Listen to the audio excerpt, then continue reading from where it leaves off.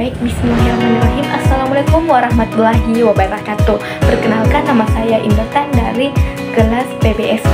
Baik, saya akan menjelaskan tentang teori konsumsi, di mana teori konsumsi adalah cabang ilmu ekonomi yang mempelajari bagaimana konsumen membuat keputusan mengenai apa yang akan dibeli dan berapa banyak. Baik, sederhananya, teori ini mencoba memahami mengapa kita memilih untuk membeli satu produk daripada produk lainnya dan faktor-faktor apa saja yang mempengaruhi keputusan pembelian kita. Baik, saya akan menjelaskan konsep-konsep penting dalam teori konsumsi, di mana fungsi utilitas, yaitu ini adalah konsep yang menggambarkan tingkat kepuasan atau kenikmatan yang diperoleh konsumen dari mengkonsumsi suatu barang atau jasa. Semakin tinggi utilitas yang diperoleh, semakin puas konsumen. Selanjutnya, kendala anggaran. Ini adalah batasan keuangan yang dimiliki konsumen. Pendapatan yang kita miliki akan membatasi jumlah barang dan jasa yang dapat kita beli. Selanjutnya, preferensi konsumen. Setiap individu memiliki preferensi yang berbeda-beda terhadap barang dan jasa.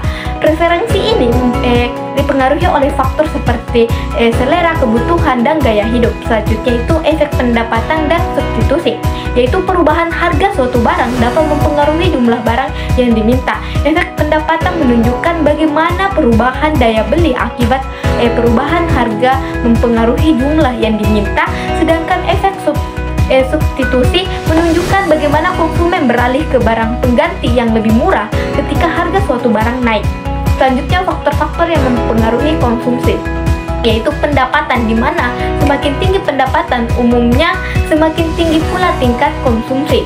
Selanjutnya, harga. Perubahan harga barang akan mempengaruhi jumlah yang diminta. Selanjutnya itu harta.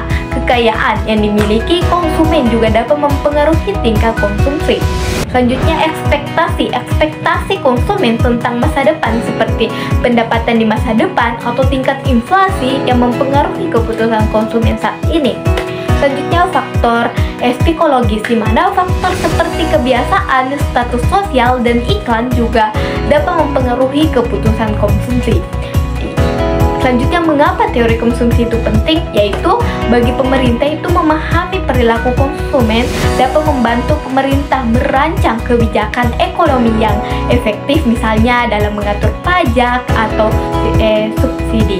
Selanjutnya, bagi perusahaan, yaitu dengan memahami teori konsumsi, perusahaan dapat merancang strategi pemasaran yang efektif dan mengembangkan produk yang sesuai dengan kebutuhan konsumen. Selanjutnya, bagi individu, di mana memahami teori konsumsi dapat membantu kita menjadi konsumen yang lebih cerdas dan membuat keputusan pembelian yang lebih baik. Contoh penerapan teori konsumsi yaitu promosi, di mana perusahaan seringkali menawarkan diskon atau bonus untuk meningkatkan permintaan konsumen.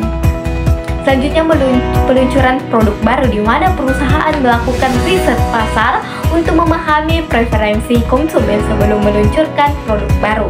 Selanjutnya, kebijakan pajak, di mana pemerintah dapat menggunakan pajak untuk mempengaruhi pola konsumsi masyarakat. Misalnya dengan mengenakan pajak yang lebih tinggi pada barang mewah.